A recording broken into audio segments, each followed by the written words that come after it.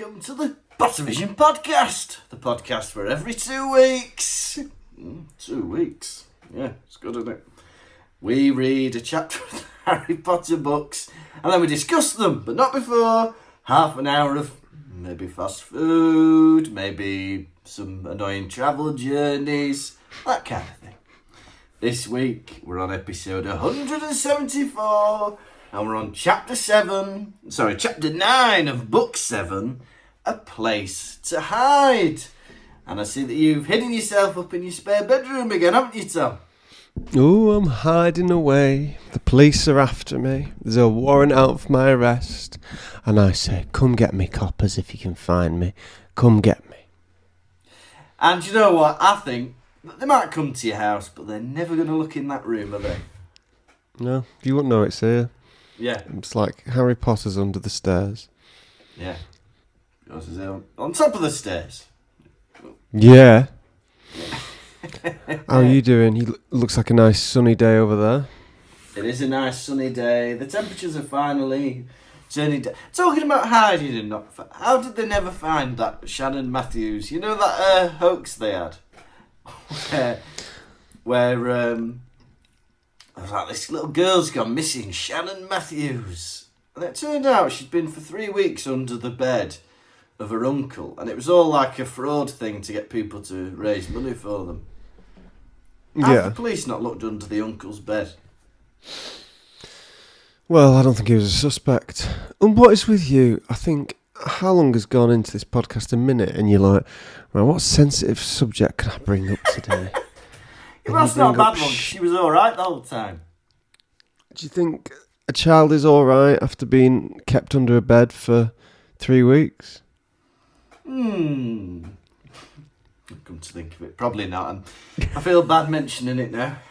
I remember a comedian telling me that he was part of a fundraiser for Shannon Matthews, and it was like in the local pub just after she'd gone missing. That's also a bit of an odd thing to do.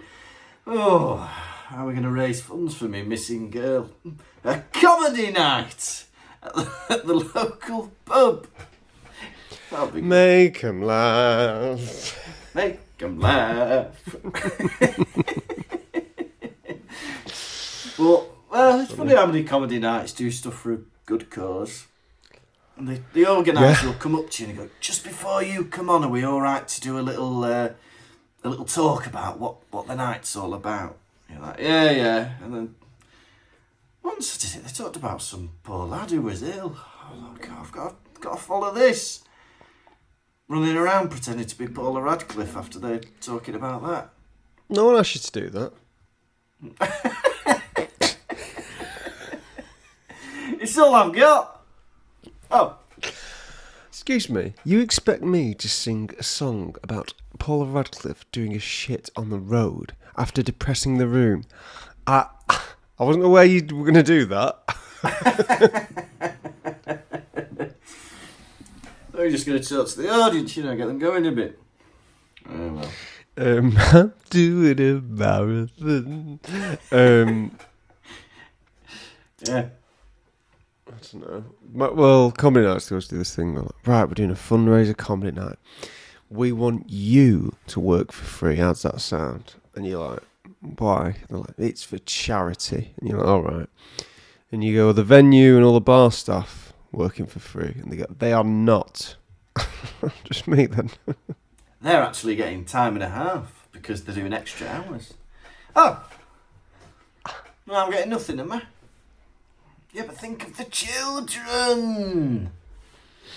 Think of my children that I've not had yet. Think of these children in my loins. Shit on the road. Mad, isn't it? And the worst thing that can... I must have mentioned this. The worst thing that can ruin a comedy night is a bloody raffle. Charity fundraiser. Nothing worse than a raffle. And as well, if you're going to have a raffle in the middle of a comedy night, maybe have 2 or 3 prizes. 2 or 3 prizes. They'll have like 30 prizes. Right, I've never done. I think I've never done a night that's had any kind of raffle. I've heard comedians like you and other people going, "Oh, how about when they start doing a meat raffle in between your set?" And I'm like, I don't know what nights you've been doing. I've never even done charity nights. I think I've done about one night, and it was one of my first gigs where there was a hot pot they were giving out. Yeah. But people go to me now, "Oh, and it annoying when they give everyone a curry halfway through your set," and you're like, I've never had that. Not halfway through the set, no. And another nitpick about raffles in general is I hate it when the person who gets the ticket is allowed to choose which prize they have. Oh, God, people are there like that. Oh, should I have the red wine or the white wine? Oh, the chocolates, me mum like those. No, it's like, right, the next winner, right, wins this golf course. Round a golf. You win a golf course? That's some... Oh my! Oh, golf course! Oh, I nearly won Generational wealth for me and my family. That'd be good. I wonder what the best prize ever in a raffle was. It must be a world record. Best ever raffle prize. Well, lottery is generally a raffle, isn't it? You win lots of money. That's true. Oh, I don't want ideas. I want I want the world record here. Yeah, Lucas is doing a quick Google in front of our very eyes. Sorry. And I think I'm not even sure if Americans have raffles. I think raffles just a UK thing, isn't it? Oh, I'm sorry, we're not catering to all interests in this podcast. No, but and the UK's very limited in the raffles they have. They do the raffles for them O'May's houses, don't they? You can just for £1 you could win this house in Cornwall. I'd have to move to Cornwall. Yeah, but it's £1. Oh, covering the removal costs, are you, to travel all the way to Cornwall? You're going to find me some new friends and family, are you? It's a mansion. Oh, well, that's all right then. That's all right. You'd quickly embed yourself. A mansion in Cornwall. Yeah, bloody hell. Raffles. Chris Cantrell, his show kind of reminded me of you. He's talking about how he moved to a town where he didn't know anyone. Yeah. Yeah. And he'd been doing things to try and get more involved. And he said he'd been ruffling feathers because he became the editor of the local magazine, the local newspaper. Oh. But he said he's ruffling feathers because before he got there, no one had been paying for advertising. Oh. So he's been charging, has he? So he's gone in and started charging everyone, and I don't even know who this guy is. Yo, coming over here from the big city with your big ideas, paying for advertising. We don't do that in this town. Oh, there you go. Free exposure, do you? Bloody hell. I've thought about making friends over here, but just can't be asked. I don't think I want any friends. Thought about making friends. I can't be asked. I've got my family, and that's about it. That's all I need, isn't it? No, I don't know. I know what you mean. I don't want to meet anyone new for the rest of my life. I know.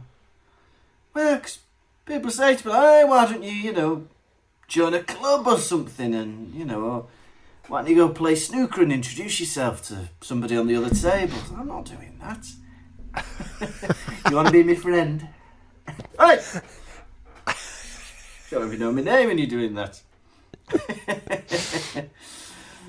Yeah, bloody hell.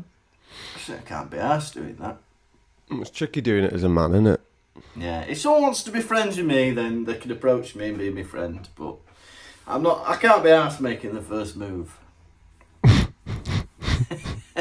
you think it's more difficult as a man to make friends? No, it's probably easier as a man to make friends. Yeah. To make friends, you turn up in the same place over and over again. That's how you make friends. Yeah. Maybe I'll start doing that then. I'll just in Manchester, you friends with me. comedy Yeah? and the comedy sports lot, improv. Yeah. You turned up regularly, you became friends with them. You became friends. Maybe I'll do that, but at the local garden centre or something. It don't work at a shop. It might do. Friend, customer, what's the difference? What's the difference? They talk to you like they're a friend, don't they? People in retail. That's just being friendly. Oh.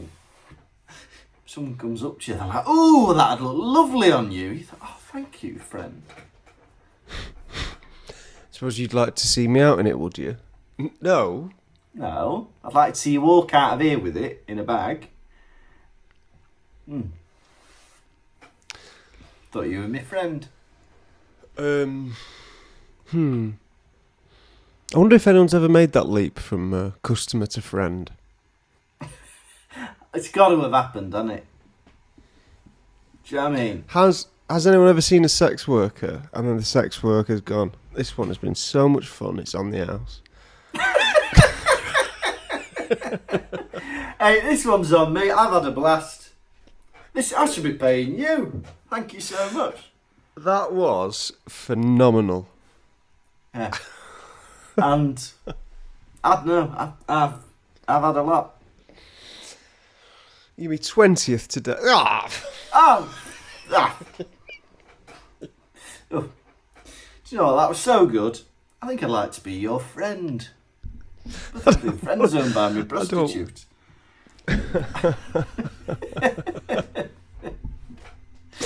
Maybe I'm busy. Maybe. Oh. Oh, that's so good. Has anyone made the leap from sex worker client to friend? Well, I don't know how I'd like to find out about that. I mean, I'd rather maybe know about customer to friend. I like that side of it a bit more. Has anyone ever been a customer and then become friends with the person at the shop? Do you know what? We can tell there wasn't a connection here, but we've had a right laugh tonight, haven't we? What have you been doing this week, if that's not too personal a question? Just pulling me plonker. No. Pulling plonkers? So I was thinking, in Only Fools and Horses, for all that time, was Del Boy, he's calling Rodney a plonker, wasn't he? Plonker. Yeah. Is plonker a penis? Was he calling him a dick? Was he calling his little brother a dick every time? Is that what plonker means? I think so, you plonker.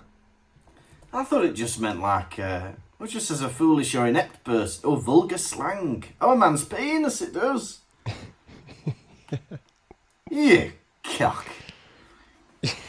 So Fools and Horses, everybody. Hey, you got Trigger, you got Boise. You big old shaft. Oh, brothers.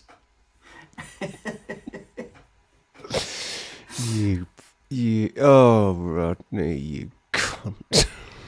All right. Can I say something? I get ridiculed nearly every week for bringing up things that are not current, right?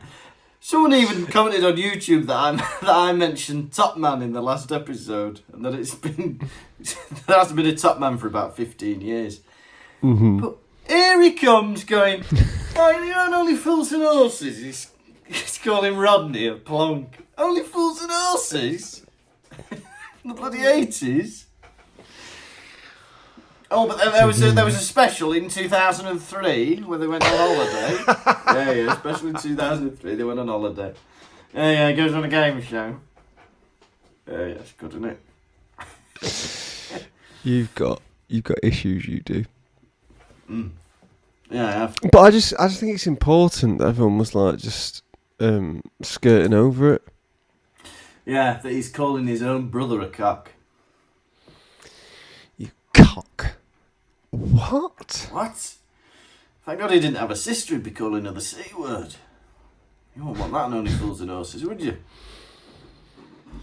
Rachel, you C word. That's good. I don't know how we all hung out with you, Del. You're very cheeky. You're a very cheeky man. What have I been up to? I don't bloody know. I don't know. What have you been up to? I've been up to, well, exciting news. I've got a new refill pad. It's exciting. With my Pottervision notes. And I like, when I get a new refill pad, I like to look at the beginning of my old refill pad to see, like, what's happened in my life since, like, I started a new refill pad. And at the beginning of my previous one, I didn't have my new job. Baby wasn't born. It's mad, isn't it? How fast your life can change in the space of a refill pad. I know. Baby, a new job. Baby, a new job. I wonder what's going to happen by the time I reach the end of this one. I wish we could fast forward to find out. Put me in a coma. Tom's been in a coma for 2 years now. Oh! You didn't finish your refill pad? Yeah, well, you were in a coma. I wasn't doing any podcasts. Oh! I've been sleeping all this time for nothing. Oh. Bloody hell, I could be in a mansion in Cornwall by the time I finish this refill pad. Let me look at my calendar, see if I've been doing anything. I've been laughing at that bloody plonker thing. That is something he's rustled up 2 minutes before starting this meeting. Because he thought, what the bloody hell am I going to talk about in this podcast? Oh, Rodney Plonker, that's the thought I had this week. Right there. Rodney Plonker, is that anything? Yeah, you know, open all hours. Was Nurse Gladys really into Arkwright? What do you reckon? What? Yeah, she was, wasn't she? She was. When I was a little boy, I used to think, I had this, I don't know what kind of attraction I had to Nurse Gladys. I don't think it was a sexual attraction. Yeah. But any time she was in it, I loved it. Whenever she came in, and it was Arkwright, what's the boy called? Granville. Granville. How did that, was that not at the tip of my tongue? Your name, I want to do a show, right? What are the main characters called? Arkwright. Okay, you've started off a bit unusual. Yeah. What's the supporting character going to be called? Granville. Is that his first name or his last name? That's his first name. Ah. And it's going to be called Arkwright in Granville. Right. I've got another idea. Open all hours might sound a bit better. No, Arkwright in Granville. Hey. So bloody funny. Arkwright and Granville were the original Wallace and Gromit. They were. Look at them. One of them even dresses up like Wallace with the woolly vest. Yeah. And Wallace, he's not cheap, is he? Well, he doesn't have much money, Wallace, does he? No. And Arkwright's cheap. If you look in Wallace, I don't know. We're not getting to Wallace and Gromit today. That's not what today's about. Today is about open all hours. So Nurse Gladys, when she'd come in, I'd always think this is great. And why? I was like, they're both in their like 60s or 50s. Yeah. Why is she playing so hard to get? Just shag him. Come on. What are you waiting for? It's called open all hours, isn't it? Oh. Don't mean that. Yeah, did you get the same feelings watching that actress in Come Outside as Auntie Mabel? Yeah, I think she's got dinner lady vibes, doesn't she? Like nice dinner lady vibes. Yeah, like a nice auntie or nana. Yeah, I think she'd give you a nice hug. But what was going on in Open All Hours? For those who don't know, Open All Hours was a little sitcom on, I guess it was on BBC or something, and eventually on UK Gold forever. Yeah. And a man owned a shop, and he worked there with his nephew, who was called Granville. Yeah, my name is Granville. Okay. Yeah, my name's Granton Phil. And Granville was, when I look back now, maybe he was only in his 20s. Yeah. But at the time, I thought that was a 30-odd-year-old man. It was the hair, wasn't it? Like the balding, curly hair. curly hair, and then he didn't pay Granville much. And all I had to ever think was, why didn't Granville get another job somewhere else? Yeah. Come on, Granville. Pick up the papers. And he had a stutter as well. Yeah. And then after that, Granville became Del Boy. Became Del Boy, then he became Inspector Frost, then he became that little wizard thing in Terry Pratchett books. And soon he'll be dead. I'm little wizard thing. Hello, little wizard thing. Hello, little Rincewind, that's his name. Oh, Rincewind. Rincewind. My mum's really... all house. My mum's really into Terry Pratchett, but she doesn't like any of them Sky One adaptations. Does she not? No, I remember not being like... Well, I've never read Terry Pratchett. But I feel like it'd be my cup of tea. But I saw a couple of them and thought they were alright. Mm. The Hogfather, Colour and Magic, Going Postal, you know. That kind of shite. Hey, I tell you what I've been doing this week. We went to an escape room.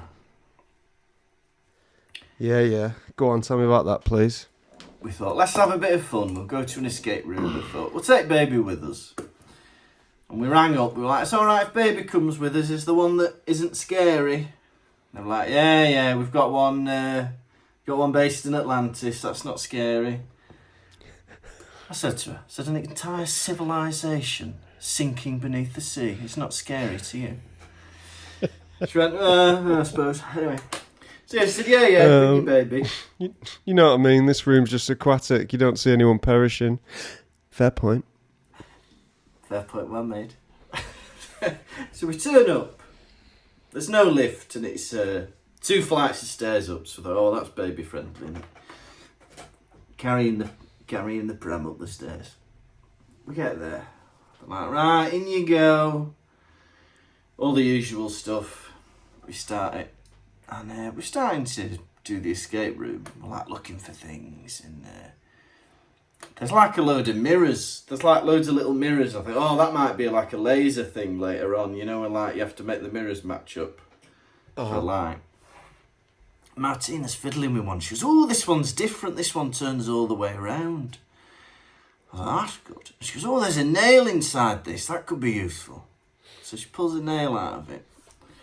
And next thing, she's opening a door with the nail. I'm like, bloody hell, that's good. We've got this square thing. So then we get stuck. We're not sure like what to do. So we decide to get a hint. So we press the buzzer.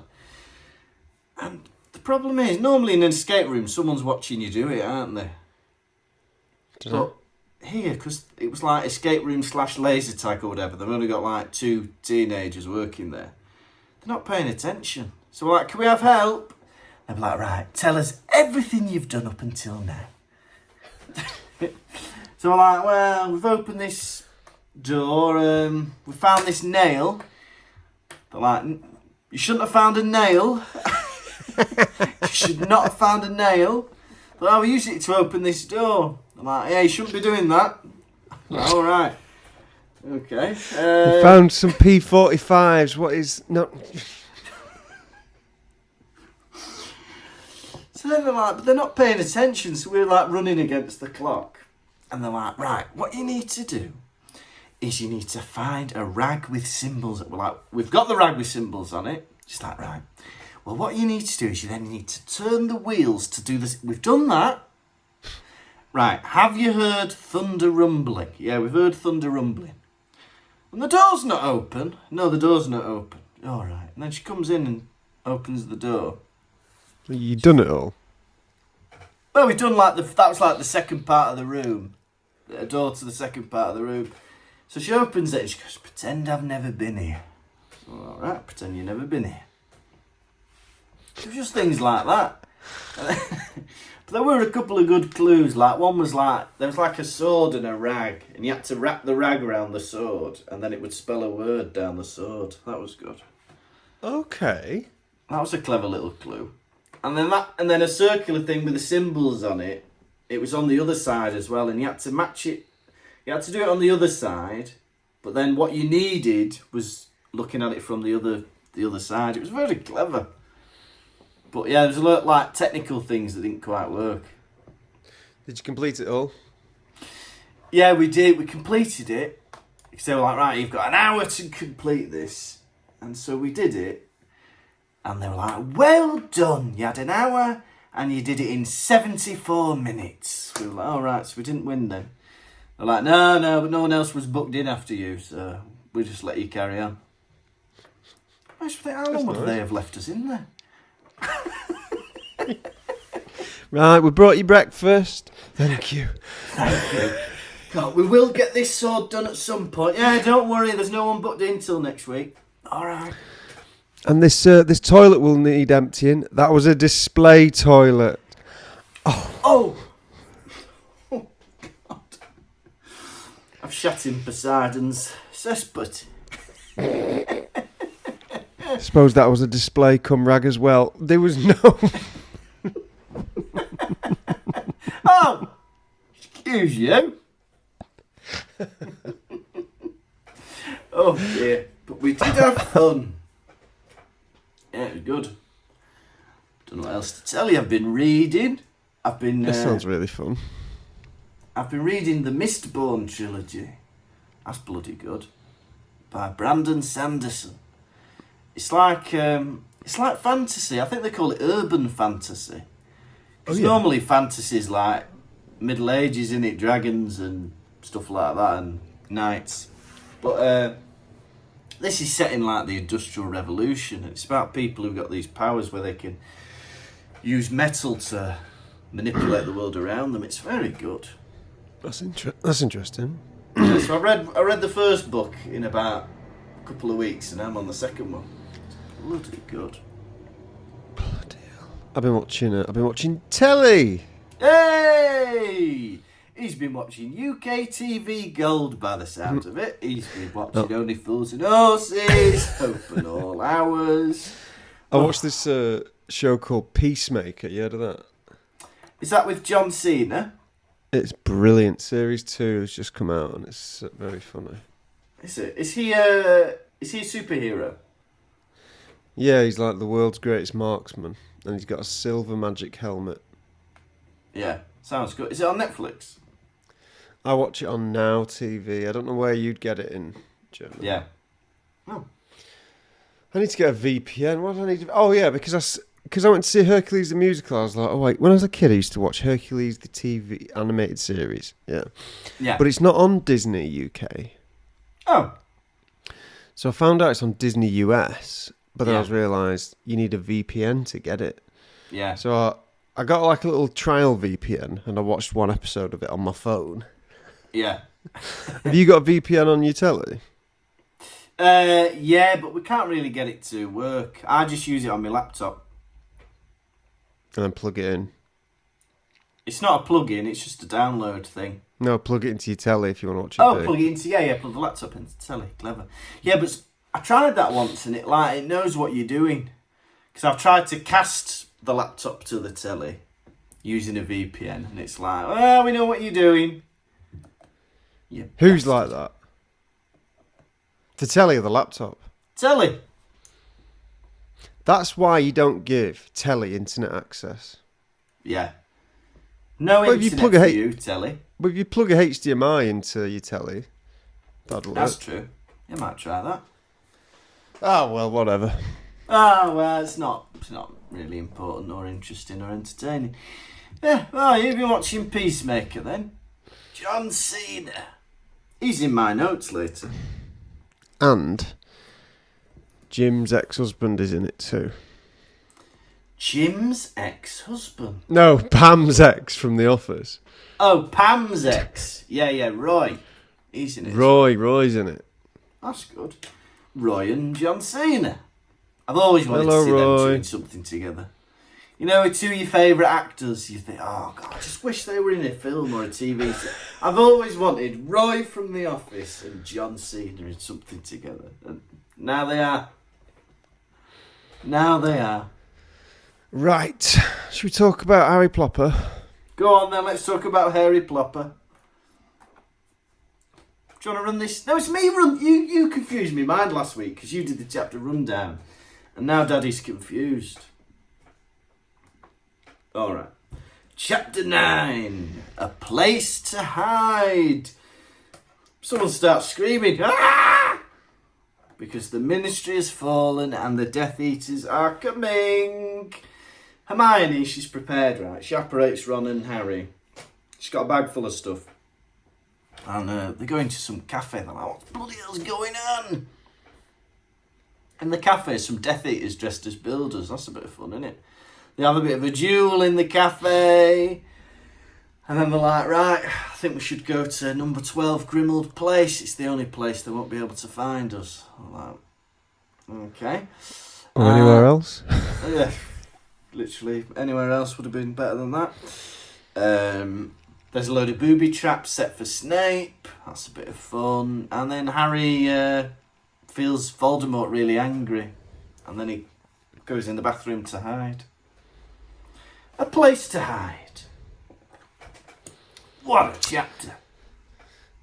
Quick, this chapter, wasn't it? Fast. Oh, they didn't piss about, did they?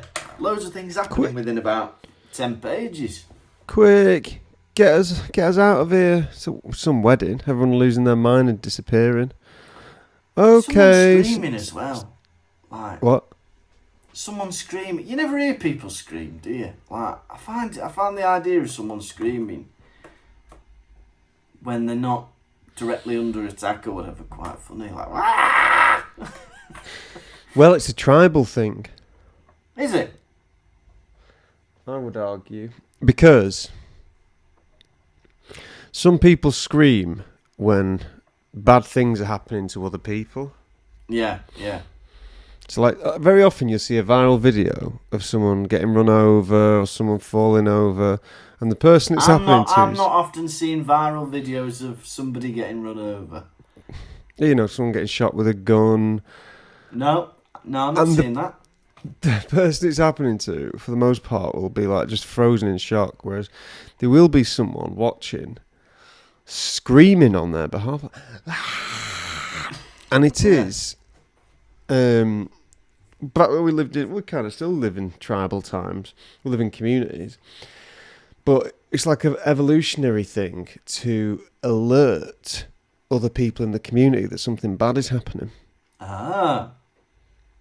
There you go. Makes a lot of sense. But they don't have control over it. No.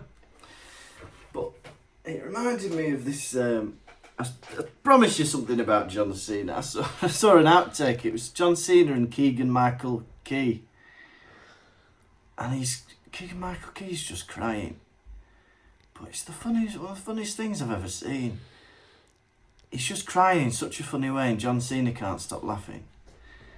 And then at the end he just screams. And it's very funny if anyone wants to watch that. I want to watch that. What film is it for? I don't know. I just saw the outtake.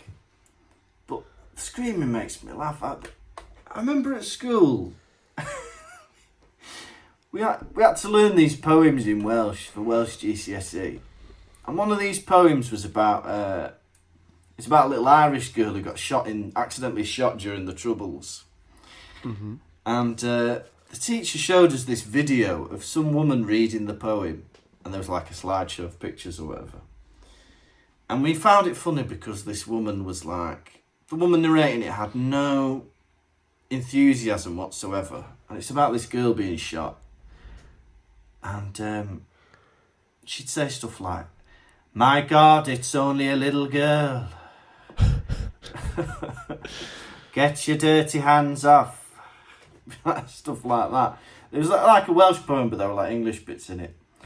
But anyway, my mate Jamie, who you've met, he would take the piss out of this woman's narration of this poem repeatedly, and it evolved into this woman screaming the lines of the thing.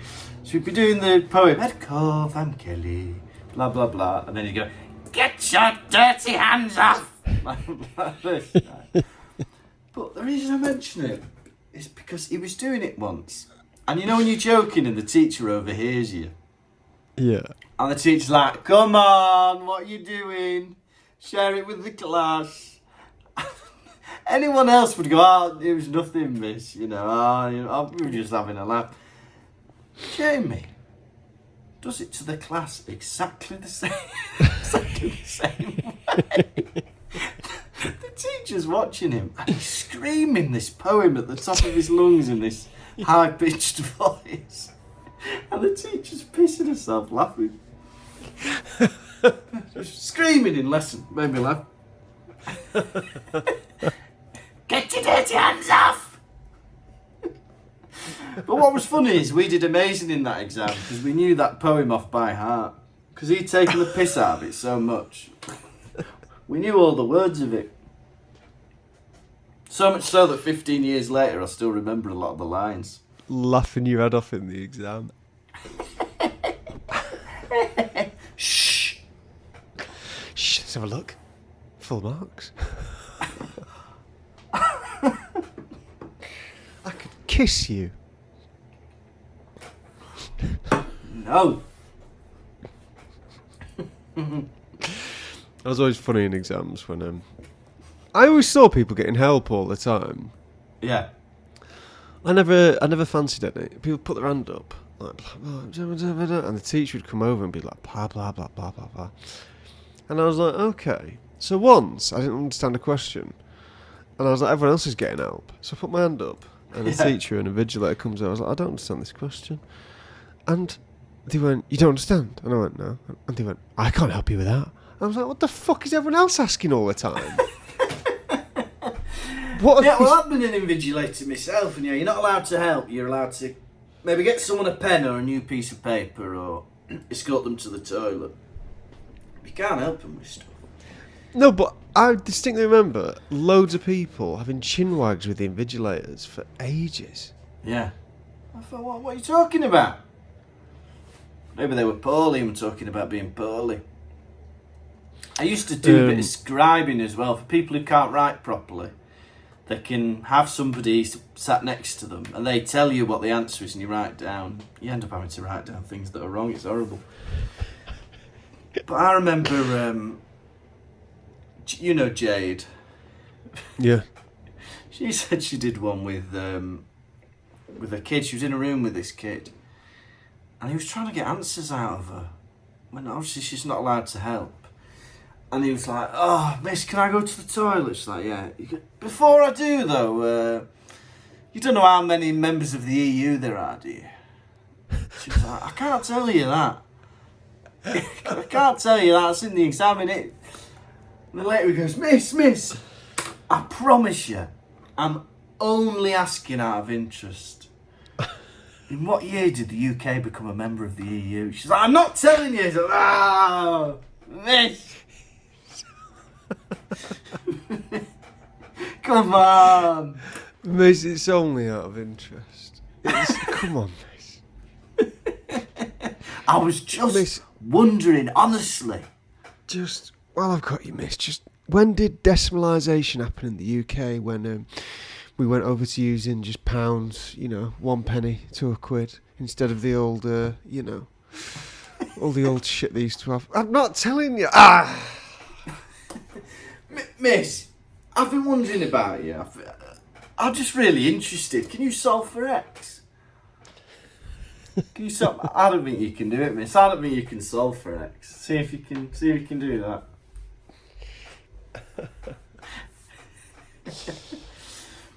Bloody hell. It was horrible, that. I remember doing a maths exam for somebody and they didn't have a clue what any of the answers were. And so they're like, 3. Oh, God, the answer's 4. I'm not writing the worst exam I've ever written and it's not even for me.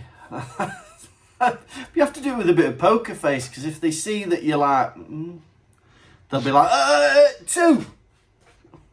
They'll know that you're writing it wrong. But you can kind of be a bit like, do you want to write any more for this question? They'll be like, no, I think I've done all right with that. Are you sure you don't want to have another look? No, I've got 100% on that. Fucking trying to fucking help you here. Shit. Do it again. Take a hint. Oh, that's funny. Ah. Well, I've got you. How many countries in the EU? You're not getting me that easy. Hermione, right, in all this chaos, Hermione for me is a bigger hero than Harry is. She's got everything prepared for a quick escape. She's got clothes, books, big She tents. she knew the attack was going to happen. Sat with that bag at the wedding. Right, Hermione, you knew this terrorist attack was going to happen. You've been sat with a suspicious bag during the whole event. I think you're under suspicion.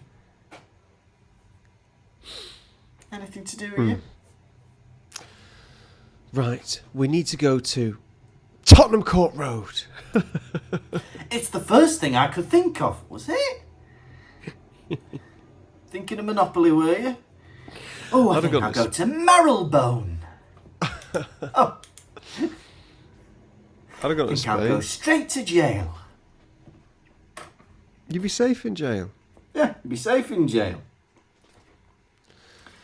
They're in Tottenham Court Road, and it keeps going on about these drunk men, wolf whistling and making comments to Hermione. We're all at. Give us a kiss, Hermione. Hagrid. Yeah, she's still a school child, isn't she? Yes. Yes, she's 17 years old. Disgusting. Disgusting. Who does a shit and not flush the toilet? Disgusting. Wasn't me. Well, it was fucking one of yours. Disgusting. And then all those years later, they made the video about that, and one of the sisters was like, "It was me." Oh, really? They did an update? Yeah, one of them admitted to not having flushed the bug. Oh. Save it. Bookmark it for later.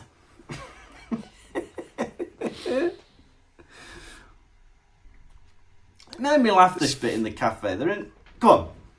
I was about to say, it's funny with Ron, he was like, Hermione's taking them to somewhere non-wizarding to keep them safe, yeah? Yeah.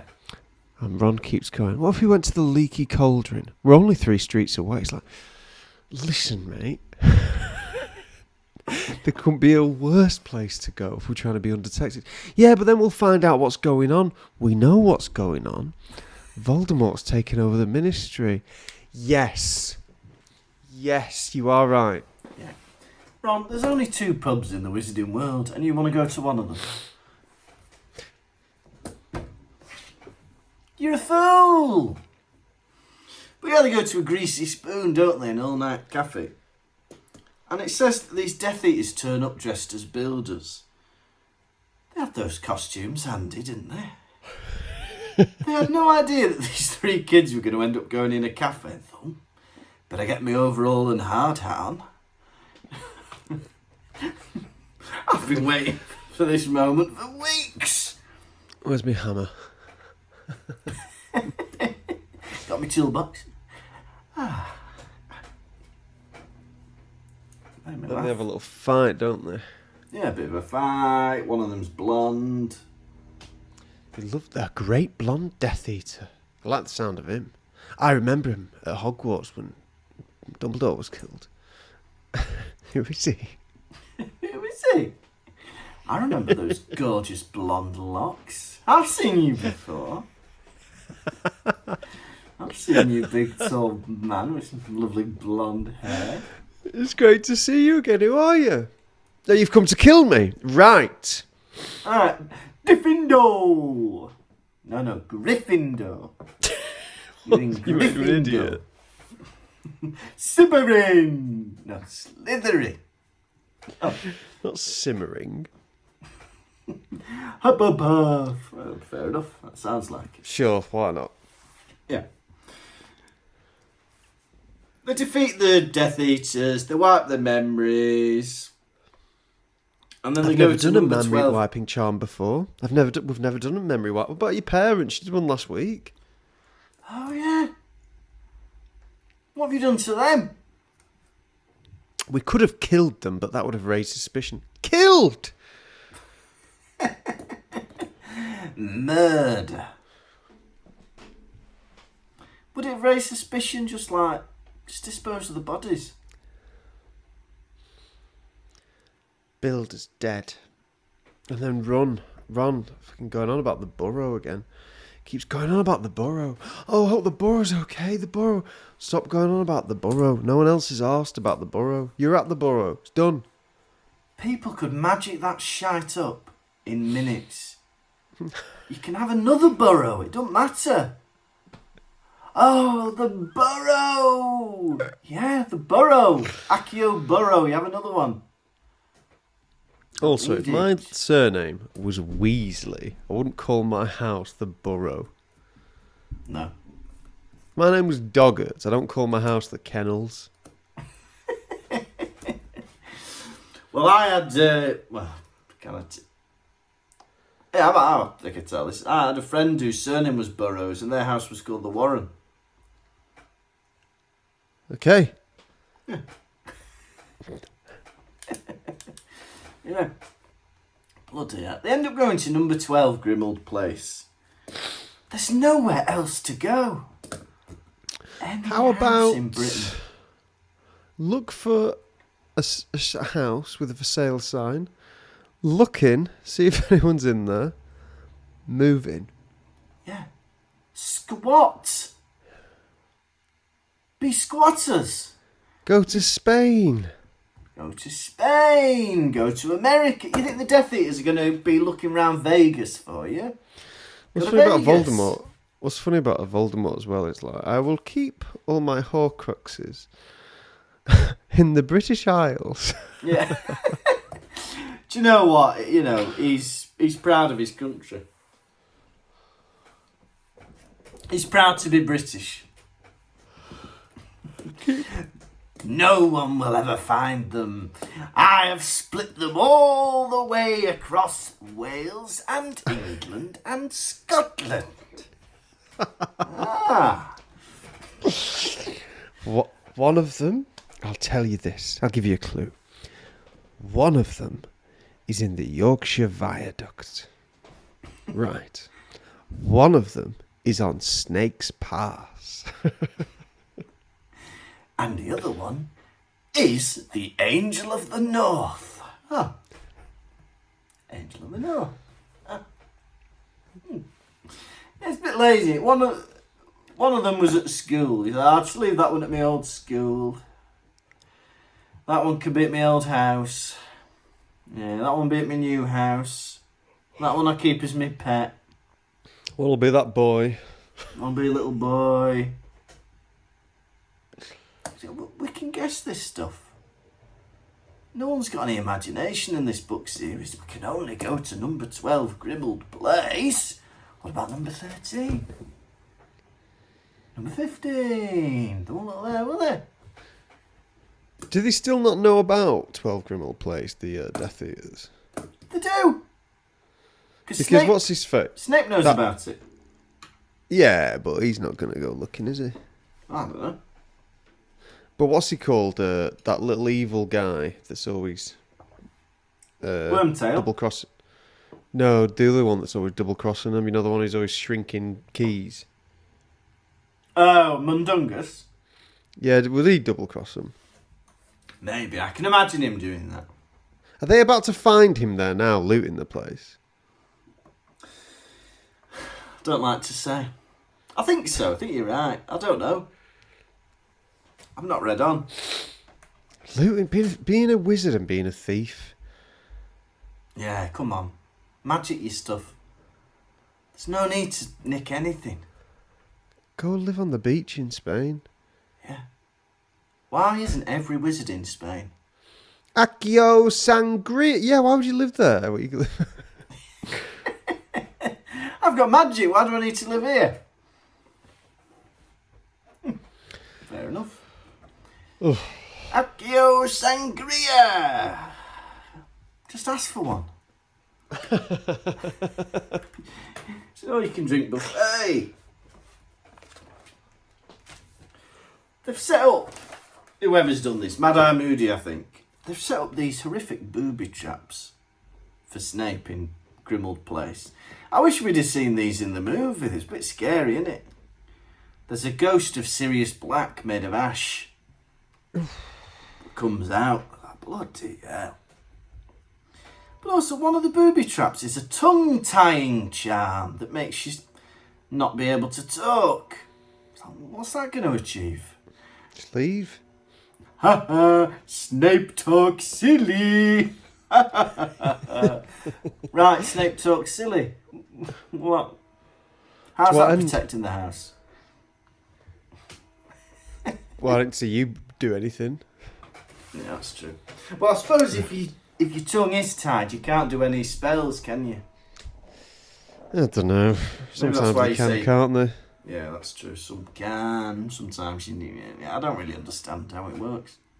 This is weird. Right. What would Kevin McAllister do if he was here? Well, not what Kevin McAllister would do if he was here. That's not what we're doing. I'd have loved that in the movie. A 10-minute compilation to Christmas music of Mad Eye Moody setting up pots of paint on a string around Grimmauld Place, marbles on the floor, making a door handle hot. Snape coming in. Ah! That'd have been good. Keep the change, you filthy animal. Oh! What are you doing, Mad Eye Moody? I'm playing a Christmas movie to fool Snape. That's good. Oh, and Donald Trump's in the hotel. I've been listening to Donald Trump's autobiography, The Art of the Deal. I don't know if it's an autobiography, actually. It's just, I don't know why, but I downloaded it. You liking a lot of his ideas? How's it going?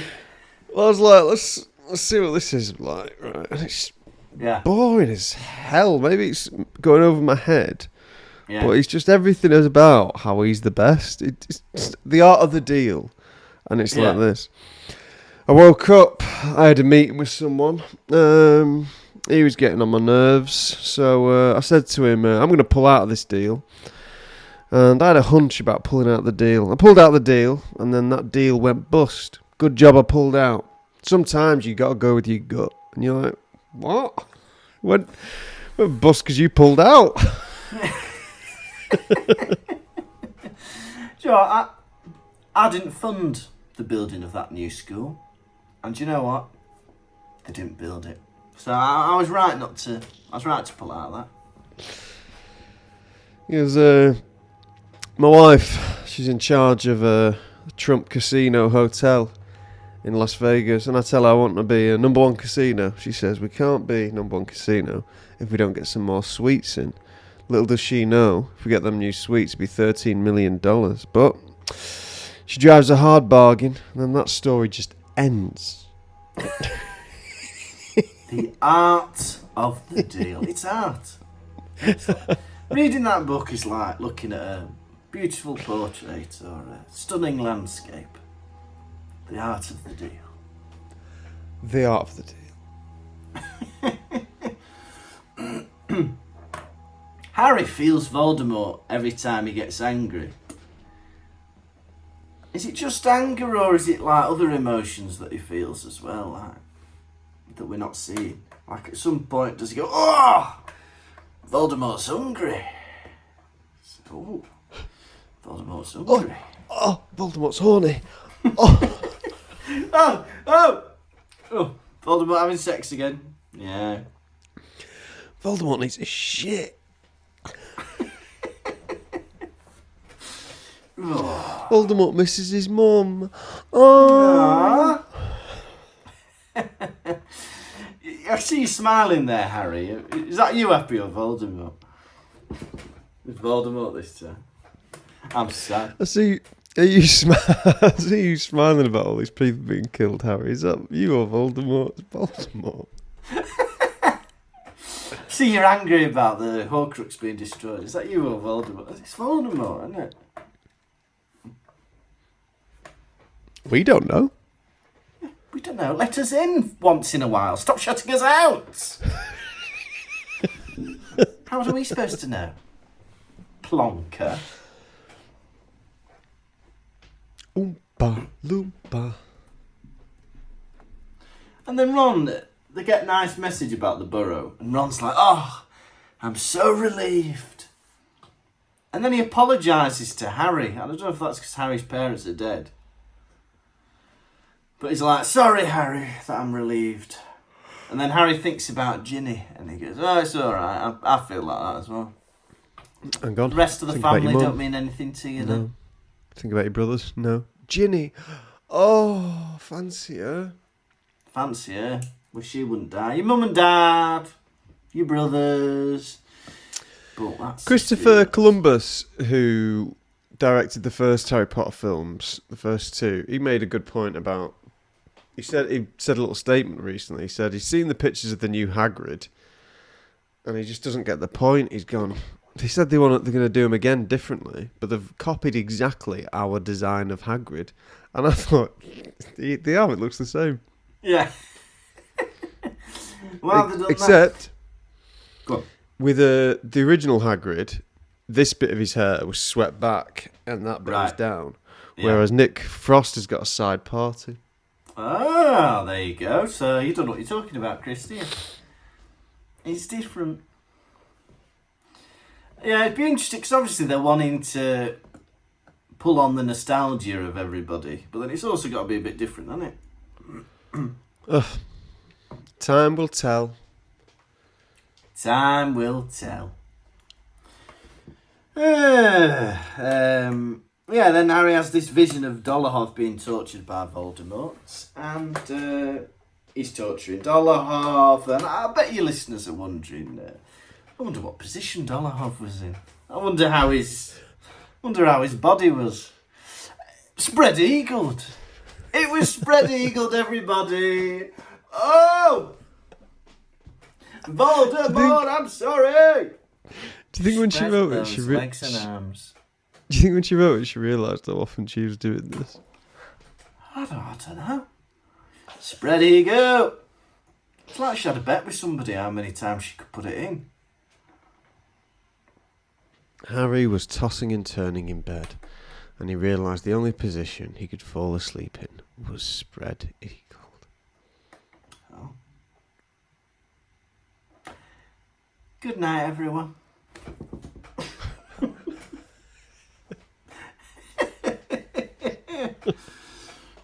And that was that chapter, Right. wasn't it? How many spread-eagled boys out of 5 are you going to give this chapter? Oh, I liked it. It was short. It was quick-paced. A lot of stuff going on. Bit of fun. A duel. Back to Grimmauld Place. I thought it was a bit of fun. I liked it. I'm going to give it 4 spread-eagled boys out of 5. Yeah. For me, I didn't like it as much as you. Oh, that's all right. We can like different things. Bit irritating for me. 3 spread-eagled boys out of 5. Oh, Would you like a quiz? I bloody love one. Okay. I heard it on the quiz vine. On the quiz vine. Heard it on the quiz vine. La la quiz vine. Right. Question 1. What was the spell shouted on the first page? Stupefy. Protego. Ah, Question 2. Where did they initially apparate to? Tottenham Court Road. Very good. How did Hermione make the bag big? With a concealment charm. Undetectable extension charm. Oh, How many cappuccinos did they order? 2. Yeah. Which pub was Ron desperately trying to get to? The Leaky Cauldron. Very good. What colour hair was a notable Death Eaters in the cafe?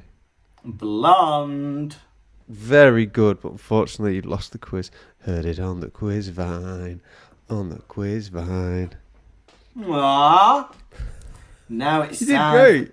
It's time for the nation's second favourite segment. It's Errol's Droppings. Hedwig was shot, Hedwig was dead, so now we get a post from Errol instead. Now we've had a lovely 5-star review from RMS. Very cryptic. And RMS says, I must have listened to all the episodes at least 6 times each, and I would happily recommend this pod to any and every Harry Potter fan. With a perfect ratio between Potter chat and other chats, the Pottervision boys never fail to make me laugh.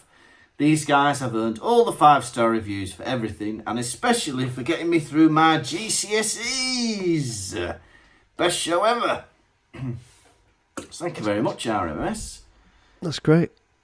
You got to get through your GCSEs with the power of 2 men in their 30s. Yeah, you've got to. And bloody hell, you've had your results by now. Hopefully you got all the results you desire, and that it's helped you do whatever you want to do next, whether that's an apprenticeship, whether that's going to college, or whether that's staying at school to do your A-levels. Now, well, when we were kids at 16, we could decide to do piss all, couldn't we? But now you have to carry on it up until you're 18. Wonder why.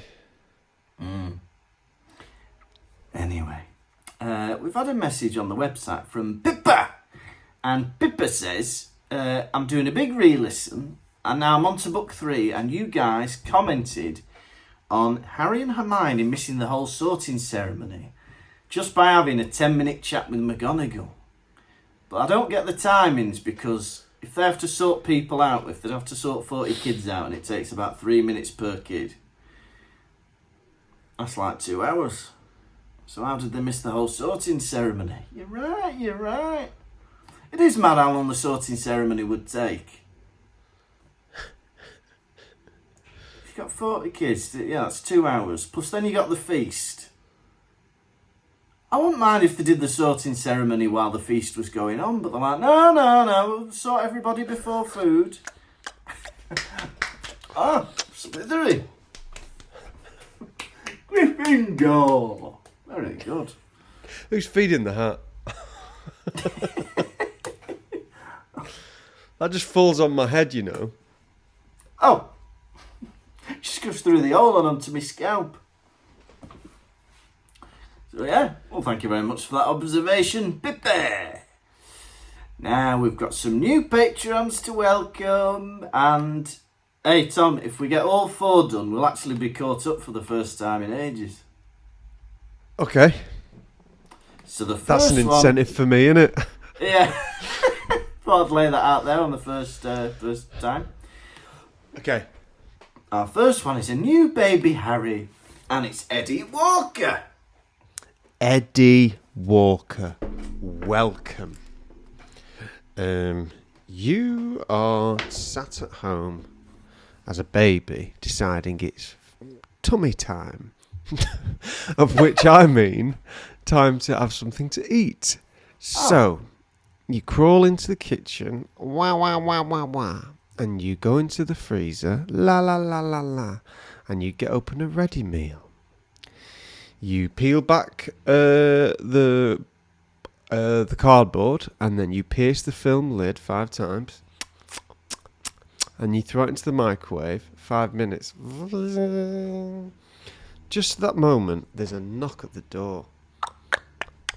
Who can it be?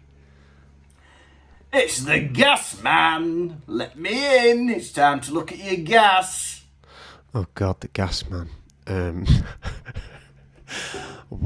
How am I going to connect this ready meal with the gas man?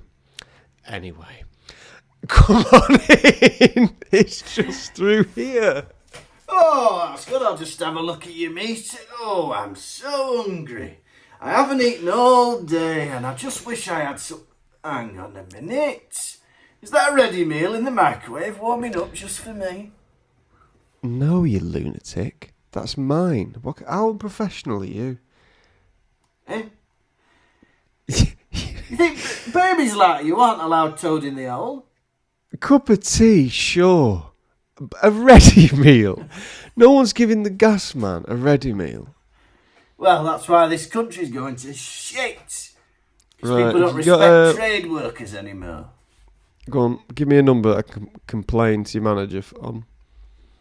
Alright. There you go. Say what you like, don't bother me. 839435. Hello, is that Gasman's manager? Hello, it's the gas man's manager here. Everything alright with the gas man? I don't suppose you have a policy on cheeky gasmen asking for a baby's meal, do you? Because that's just happened around here. Is that good or bad? Oh, we've actually got a new policy that all gasmen are entitled to a ready meal upon arrival. What are you talking about? What is that? Is this a state-run gas company? You can't enforce that. Oh, we can, and we do. If you'd like, I've got a number for my manager. Right, sod this. Put the phone down. Right, where's the kitchen? I'll get you a ready meal. A thought bubble appears above the baby's head. Home Alone. I'm home alone. Brilliant. He goes and gets the ready meal, which is now piping hot, and a big silver spoon. Are you ready for your hot toad in the hole? Oh, yes, I am. Thank you. He flicks all the contents at the gas man's face. Oh, it's just like that film, Home Alone. Chuck us a sausage back, I'm hungry. Was that in your mouth or did you have a bite first? Landed in my mouth. You went. Well, I'm glad we could have come to agreement on this. So thank you, Eddie. Now we've got another new baby, Harry, and it's Mandy Glass. Mandy bloody Glass. Mandy Glass. You are playing inside a piano like in Tom and Jerry. La la la la la la la la. When a cat comes along, did you press the keys? Yes, I'm here for my concerto. Right. Cat is pressing the keys, but all of a sudden them hammers are coming down like in the piano. You're having to run away from them. Yeah, just like in Tom and Jerry. Right, this is crazy what is happening to me. Why have I climbed in here? I'm going to have to somehow stop the cat from doing this. You poke your head out of the piano, the little bit of wood opens up, and the cat sees a baby's head, and it says, My God, there's a baby's head in the piano. Get me out. Get me out. Okay, come on. You can help me with my concerto. I'm in over my depth. Will you change my nappy? I've got a live audience waiting for me to perform. I can't be wiping your poo-poo. Come on, just quickly. It's cruelty to not change your baby's nappy. All right. Good job I brought some wet wipes and a new nappy and a little bit of material to put under you as I change you. Whispering starts to spread throughout the audience. Why did he bring wet wipes, a new nappy and some materials put under him? Why did he bring that? Why? Hey. Everyone's looking. Stop whispering about that. We demand an answer. This pianist has certain problems. That's made everyone tremendously sad. I didn't really want to reveal that information, but now it's out there. I'll just finish changing this baby's nappy, then I'll change my own, and then we'll carry on with the concert. A member of the audience stands up and addresses the rest. I have never done this before, and I've never considered myself a representative of a large group, but I say we all leave. Would anyone like to come with me? I feel like the vibe of the evening has been ruined by the baby, the cat who has to have a nappy, and I feel awkward. And I'm sure if we all leave, we'd all be entitled to a refund. What does everyone else say? Someone else stands up. I agree. I was here for a relaxing evening with my wife, and all this talk about poo-poo and wee-wee has made me rather uncomfortable. What does your wife say? Oh, I think so too. My husband and me, we've come here for a nice evening, and we're made to feel rather uncomfortable with all this poo-poo and wee-wee. I must say, you're quite a beautiful old woman. Did you used to be a model? Yes, I did. I was a model, and I used to be in the same circles as Twiggy. Well, you're very sexy, I must say, still. Yes, well, thank you. I'm very happy with the way my figure has upheld itself over the years. I must say, if your husband isn't delivering in the bedroom, I'd be happy to come round and get off with you and that. Yes, well, for a number of years he has had trouble maintaining an erection, and if you are offering that service, I'm sure he wouldn't mind if you came round and serviced me. Another member of the audience stands up. Perhaps you three should just leave. What? Well, I suppose we could. This conversation isn't appropriate for anyone, and most of us, we don't look down on anyone for needing to have extra requirements or like precautions if they need to use the bathroom. So we say we let the cat play. All right, and us three will play together at my house. 3,000 people cheer in agreement. Yes, please leave. Oh, excuse me. Sorry, excuse me. Thank you. Sorry, thank you. Welcome. Hey, thank you, Mandy Glass.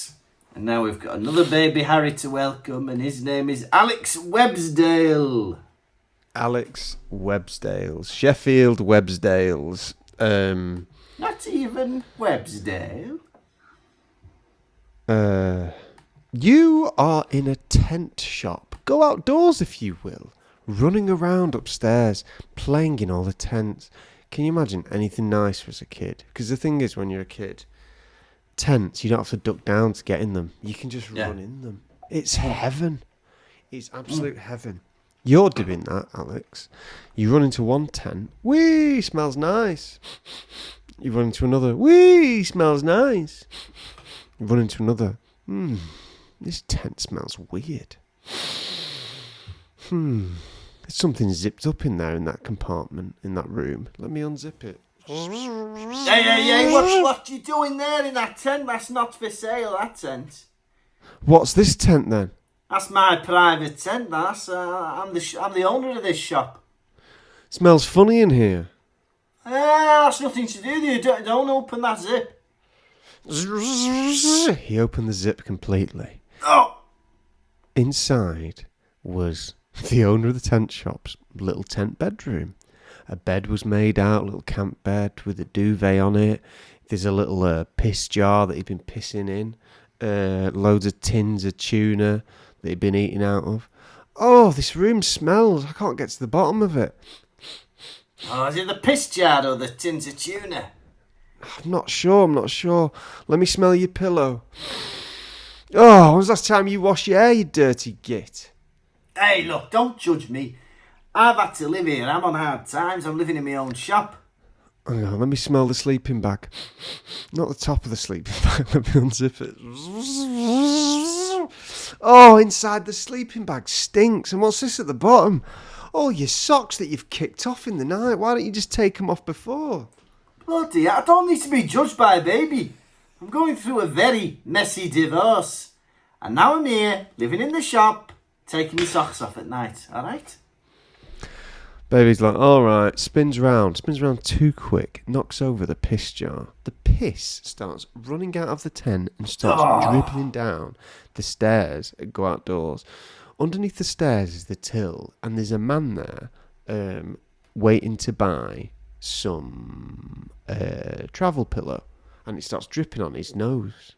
Oh, that's on my nose. It smells like piss. Have a taste, have a taste. Oh, it tastes like piss as well. Bloody hell, I'm not going outdoors ever again. The manager just comes running down the stairs to apologise to the man. Sorry, it's my piss. But it wasn't me. Some baby tipped it over. I was saving that. The man replies, Well, I don't think it's very professional to have a jar of your own piss in the shop. He I'm not going to offers. talk to myself. You have to have some input. he offers an apology to him, but and like a some kind of gift or something to say sorry, a reward or something. Tell you what, £10 gift voucher and we'll forget all about it. Okay, that sounds like a fair deal. Thank you. The baby is at the top of the stairs and throws down a tin of tuna, and it hits this Welshman on the nose. Oh, bloody hell. Oh, not only a piss, but I was a tin of gum. Oh, disgusting. That's tuna. Oh, bloody hell, that's even worse. I hate fish. Welcome. Welcome, Alex Websdale. And now our final baby, until somebody else joins. It's another baby, Harry, and it's Zara. Zara. You are a little squirrel playing in the trees. La la la la la la la la la la la la la. It is I don't know, it's spring and another squirrel has taken a fancy to you. Hello. Hello. Oh, you're not really interested because you just want to play in the trees. La la la la la la la la la la la la. This other squirrel persists. Hello. Hello. You think I need to get out of here quickly. I'm going to have to squirrel up and find some help. Excuse me. Zara the squirrel approaches a tree fox and asks for help. Excuse me, I'm being followed by a squirrel. Can you help me? Ah, you're being followed by a squirrel, eh? Well, why don't you follow me? I've got somewhere very safe you can hide. Sure. Before I ask, what are you doing up in a tree? Just looking around for something to do, maybe a bite to eat. What kind of fox are you? Well, I'm quite shy, but once you get to know me, I can be rather sociable. I like to play games. I like to go on walks. I suppose that's the kind of fox I am. I'm getting the kind of vibe that you're going to try and eat me back in your den. True or false?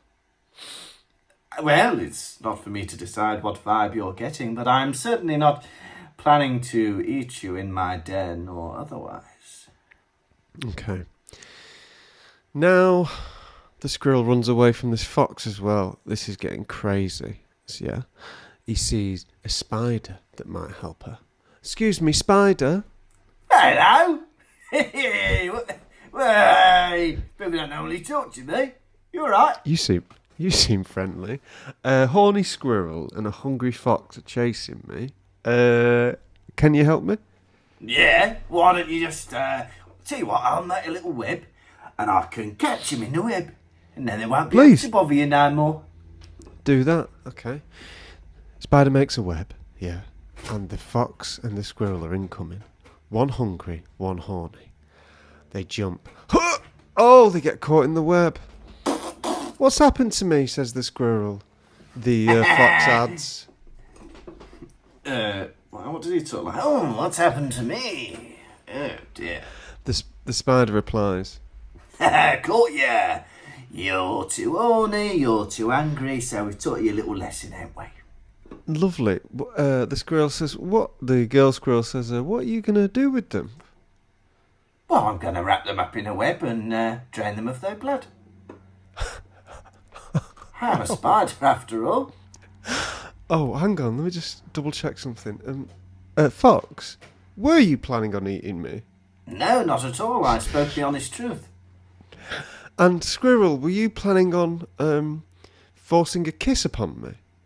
No, I just wanted to say hello. This is very awkward. Anyway, I'm just going to go. Thank you, Spider. Thank you. Welcome.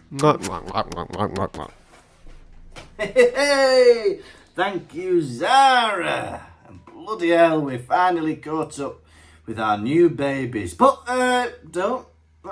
we don't like that. We want new people to join the Patreon. Go to patreon.com/Pottervision. Yeah, there's going to be new episodes every 2 weeks.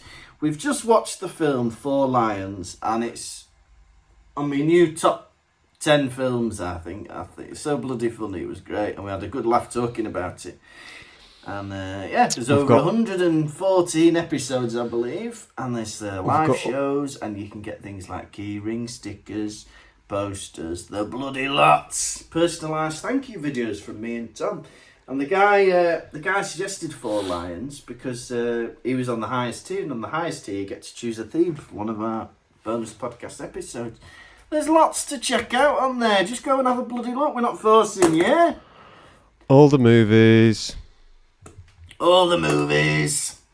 So, Also, we're going to be in London on October the 18th. The tickets are also on Pottervision.com. We're going to be doing a live podcast recording, and it's going to be a good bloody laugh.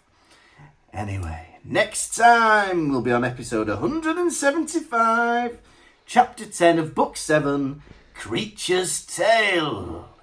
You have been hiding away from the police, Tom Lawrenson.